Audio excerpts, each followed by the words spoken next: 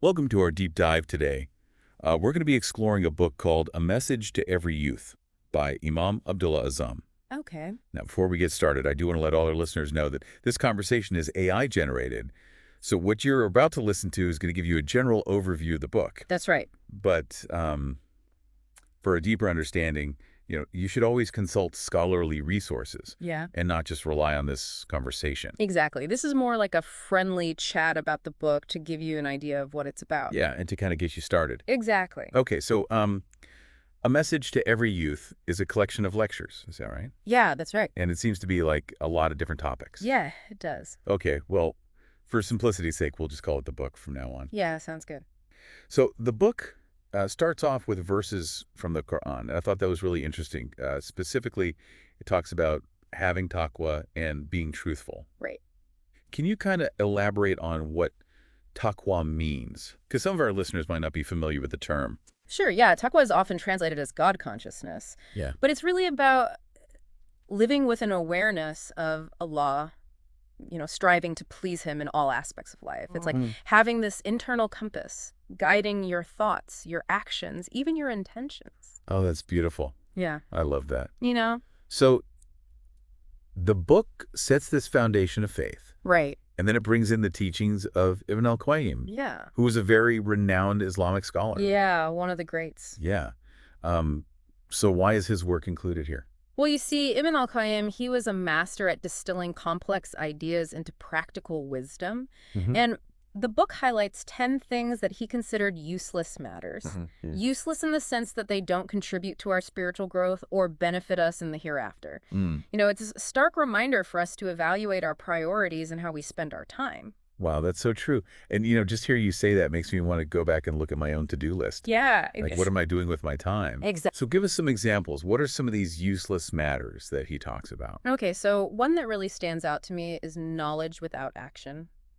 It's like knowing all the ingredients for a delicious meal, but never actually cooking it. Oh. The knowledge is there, but without putting it into practice, it doesn't really nourish us. That's such a good analogy. Right. Yeah, I think that's something we can all relate to, regardless of, what background we come from. We have all this knowledge, but how much do we really put into practice? It's a good reminder for us to make our learning actionable. Right. Another useless matter that he mentions is a heart devoid of the love of Allah. And this one, it touches on the core of our faith, reminding us that true fulfillment comes from connecting with our Creator. Yeah. Nurturing that love within our hearts. Again, I think that's something that we all can relate to. Yeah. It's like this void that only true love can fill. Exactly. Okay, so the book emphasizes having the right intentions. Right. Using our time wisely. Yeah. Then it kind of goes into this whole idea of like the power of youth. Yeah. Why youth? Why this focus on youth? Well, you see, youth is a period of tremendous potential. Mm. We have energy, we have enthusiasm, and often we have fewer responsibilities compared to later stages in life. Right. So the book reminds us that this is like the prime time to build a strong foundation in our faith and to make the most of these precious years that we have. It's like that saying, the best time to plant a tree was 20 years ago. Yeah. The second best time is now. Exactly. And the book even quotes a hadith where Prophet Muhammad, peace be upon him, advises us to seize the opportunity of youth before old age catches up to us. It's a call to action, urging us not to squander this valuable time. It really is, because I think about, all those things that I wish I had started earlier. Yeah. But, better late than never, I guess. Yeah, definitely. So how does the book connect this idea of youthful potential to Islamic history? Well, it highlights the significant role that young people played in the early days of Islam. For example, the book talks about the Battle of Badr, where 2 young men, barely even teenagers, killed Abu Jahl, who was a fierce enemy of Islam at the time. Wow. Teenagers engaging in battle. That's incredible. Yeah. I mean, that takes a lot of courage. Indeed. And the book emphasizes that a majority of the early Muslims who achieved victory were young, demonstrating the incredible energy and zeal that youth can bring to a cause. Yeah, so it's not just potential, but also actual, like tangible contributions that young people made throughout history. Exactly. Which makes you wonder, do we sometimes underestimate the power of young people today? I think we often do, and not just in religious contexts. Throughout history, nations have relied on the courage and decisiveness of their youth, Yeah. especially in challenging situations like military conflicts. It makes you think there's something about youthful energy. Yeah. That makes them more willing to take risks. Yeah. And face challenges head on. Yeah. Is it a certain fearlessness that we lose as we grow older? That's an interesting point. Experience certainly brings wisdom, Right. but it can also lead to caution. Yeah. A reluctance to step outside our comfort zones. Right. So the book seems to be suggesting that youth possesses this unique blend of passion and daring that's essential for making a difference in the world. Right. So the book highlights the power of youth, yes. encourages young people to actively engage with their faith. Right. What happens next? Well, the book then shifts gears a bit to address the challenges of embracing faith later in life. Oh, so like that story about the businessman who repented in his 40s. Right. This anecdote really highlights the difficulties faced by those who come to Islam later in life. Yeah, tell me more about it. So the book describes this man's struggle to adapt his lifestyle and business practices, to align with Islamic principles after years of living differently.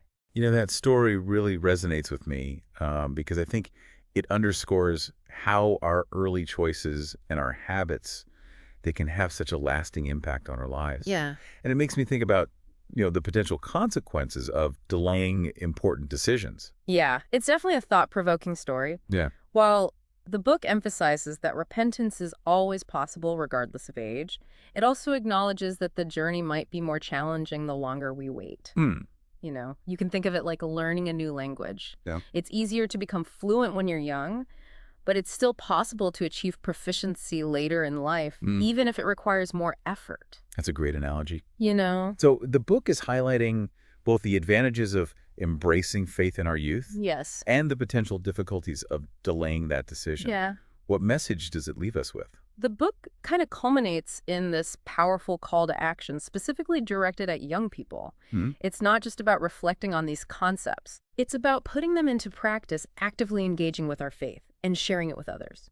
So it's like, okay, we've talked about all these things about, how important youth is and like the challenges of delaying important decisions. But then it's like, okay, what do I do now? Exactly. So what kind of actionable steps does the book recommend? So one practical suggestion is to dedicate some time for Islamic learning.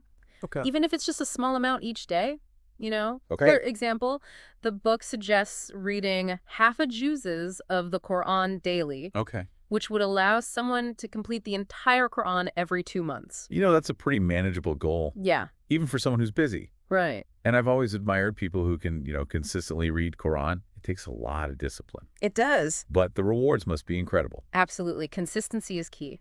The book also stresses the importance of connecting with others in a spiritual context. Okay. It encourages attending Fajr and Isha prayers in congregation, as well as engaging in morning and evening remembrances. Those special prayers and supplications that help us start and end our days with mindfulness and gratitude. It's almost like that collective recharge for the soul. Exactly. And it fosters this sense of community. Right. Does the book talk about companionship beyond these communal settings? It certainly does. The book really emphasizes the importance of surrounding ourselves with righteous companions. Okay. People who inspire us and support us on our journey of faith. It highlights the idea that our social circles, they have a profound impact on our spiritual growth. Yeah, and I think that's so true because, we need those friends that uplift us, remind us of what really matters. Absolutely. And, they can really help us out when we face challenges. Exactly. It's like having a support system, Yeah, it's like having a safety net that catches us when we stumble. Precisely. Yeah. The book also reminds us that our journey of faith isn't just about personal growth. It's about sharing this knowledge and inviting others to experience the beauty of Islam as well. We have a responsibility to convey this message and contribute to the betterment of society as a whole. Like a ripple effect, right? Yeah. Like when we strive to better ourselves, we share that with other people, it creates a positive impact. Exactly. It's a powerful message, Yeah.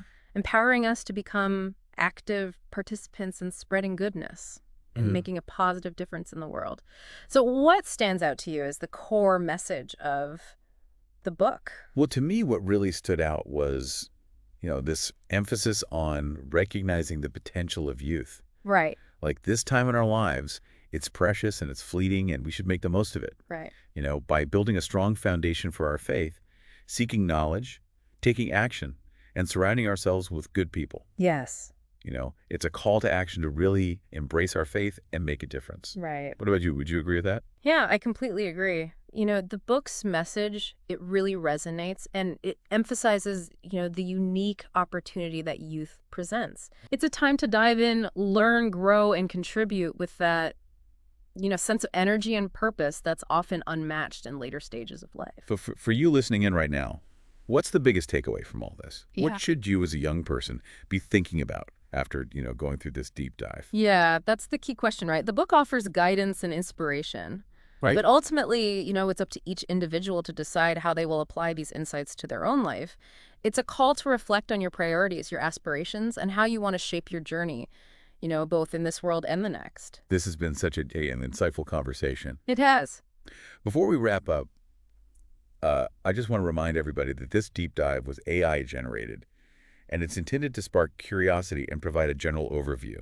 Right. So for a more comprehensive understanding, please consult a scholar and, explore a message to every youth yourself. Absolutely. There's so much richness and depth to be uncovered, through direct engagement with the text and through seeking guidance from those with scholarly expertise. So consider this conversation a stepping stone on your path to deeper learning and spiritual growth. Well, thank you so much for joining us on this deep dive. We hope you found it, engaging and insightful. And remember, the journey of faith is a lifelong adventure, full of opportunities for growth, learning, and making a positive impact. So embrace the power of your youth. Seek knowledge and strive to live a life of purpose and meaning.